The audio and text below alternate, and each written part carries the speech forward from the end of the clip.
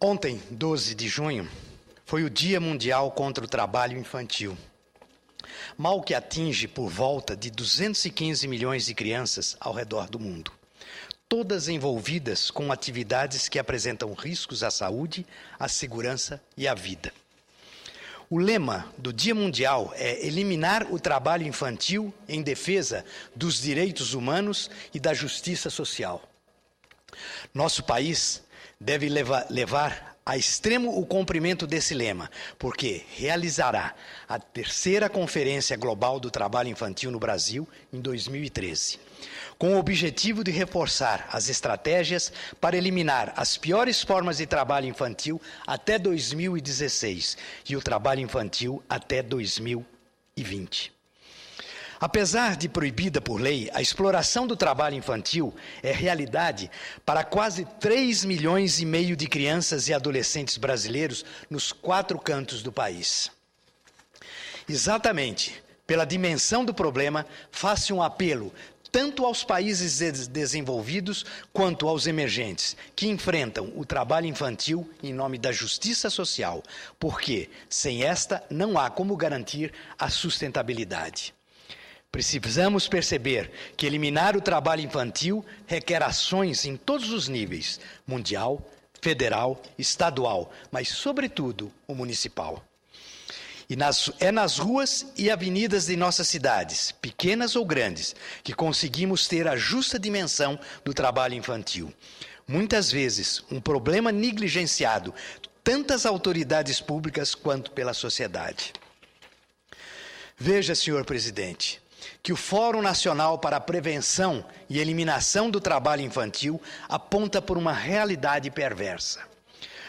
Aspas, considerando que cada criança ou adolescente trabalhador está inserido em uma família com pelo menos 2 pessoas, o universo para intervenção política é ainda maior, pois supera a 10 milhões de pessoas que fazem do trabalho infantil uma realidade diária em suas vidas.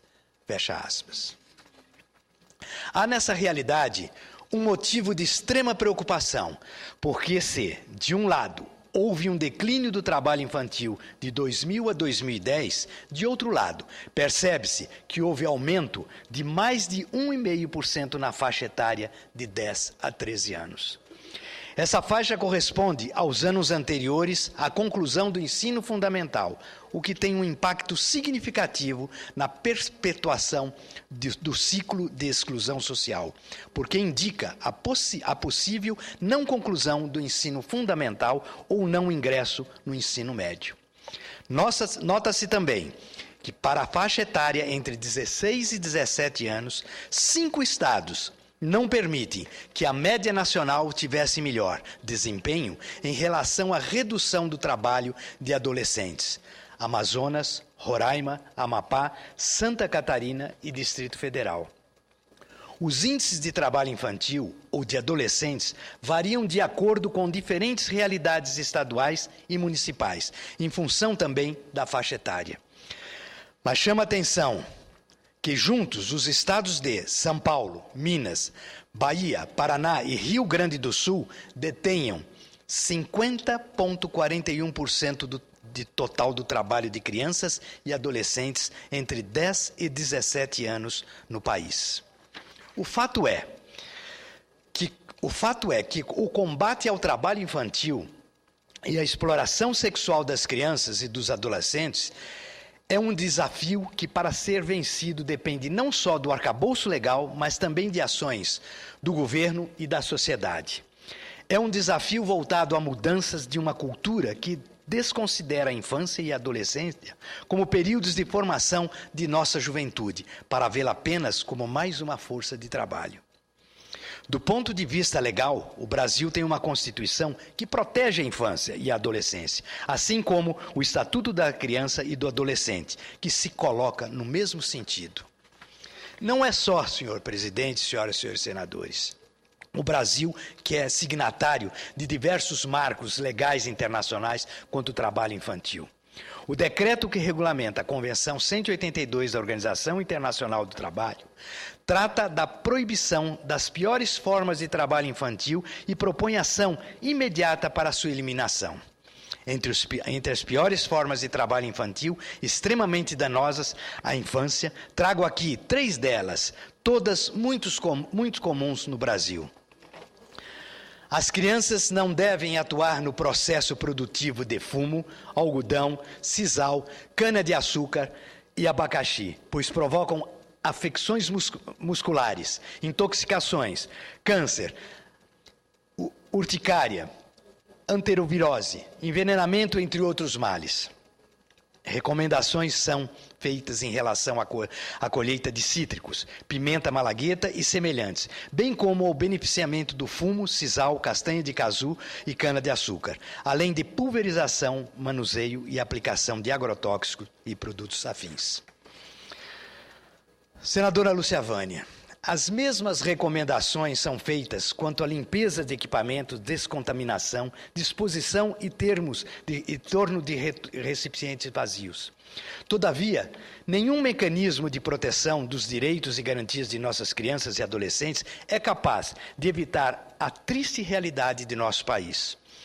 O que ainda é necessário para fazer que 710.140 crianças e adolescentes entre 10 e 13 anos deixem imediatamente de trabalhar para que 888.433 tenham garantido o acesso à aprendizagem profissional e para que 1.807.000 adolescentes entre 16 e 17 anos deixem os trabalhos perigosos, forçados, insalubres e precários e que tenham garantido um futuro digno e decente.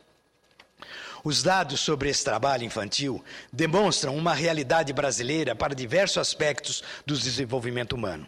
Estamos caminhando mais um passo, mas muito lento do que o necessário para darmos conta de problemas como o trabalho infantil, exploração sexual de crianças, educação pública de qualidade, saúde e segurança. A inclusão precoce de crianças e adolescentes no mundo do trabalho traz consequências negativas que interferem diretamente em seu desenvolvimento, conforme observa o Portal dos Direitos da Criança e do Adolescente, que merece toda a nossa atenção. Além disso, basta andar pelas ruas, sobretudo à noite, para ver que as nossas crianças têm sido utilizadas como tráfico de entorpecentes e exploradas sexualmente. Esses 2 pontos são gravíssimos, porque todos nós sabemos que, com a Copa do Mundo, o Brasil tenderá a ser mais visto como destino certo do turismo sexual.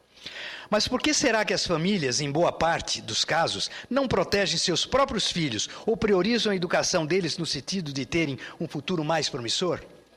Em primeiro lugar, é preciso compreender que, apesar de alardes e propaganda em torno da ideia de formação de uma nova classe média no Brasil, nosso país continua marcado por forte desigualdade social. Há diferenças extremas no acesso à educação, à cultura, sem contar com a falta de assistência médica e hospitalar e de segurança. Temos inúmeras cidades de médio porte que se têm desenvolvido ao longo das décadas, mas junto com elas tem havido a formação de bolsões de pobreza que se concentram em cinturões marcados pela exclusão social. O resultado é que muitas de nossas crianças continuam criadas sem a devida atenção, tanto por parte das famílias quanto do Estado. Esse, sem dúvida, tem sido incompetente no sentido de criar condições para o pleno desenvolvimento intelectual dos jovens, sobretudo educação pública de qualidade. O fato lamentável é que o trabalho na infância é uma prática culturalmente aceita e difícil de combater, se não vier acompanhada de garantia de emprego e renda para o país. O raciocínio é de sobrevivência e subsistência. Se a criança mostra condição de fazer algum esforço de trabalho, já começa a ser vista como mais alguém para labutar na lavoura ou em outra atividade qualquer. Por isso é que o combate ao trabalho infantil depende de políticas públicas que enfrentem o problema em múltiplos aspectos. Infelizmente, a conscientização das famílias sobre os riscos e prejuízos do exercício do trabalho para crianças e adolescentes, quando existem, não é forte o suficiente para enfrentar a dura realidade da pobreza, da exclusão social. Daí porque a necessidade de se unirem às ações de áreas diversas, tais como a educação, saúde, assistência social, e se o desejo for livrar o Brasil desta praga que contamina o jardim da infância e da adolescência. Antes de encerrar, senhor presidente, senhoras e senhores senadores, é importante reiterar que o Brasil foi escolhido para sediar a próxima Conferência Global sobre o Trabalho Infantil a ser realizada no segundo semestre de 2013. Lamentavelmente, o Brasil está muito distante da meta de erradicar as piores formas de trabalho infantil até 2016 e de todas as formas até 2020. Digamos não ao trabalho infantil e à exploração sexual de nossas crianças e adolescentes. Estejamos todos unidos nessa cruzada. Muito obrigado, senhor.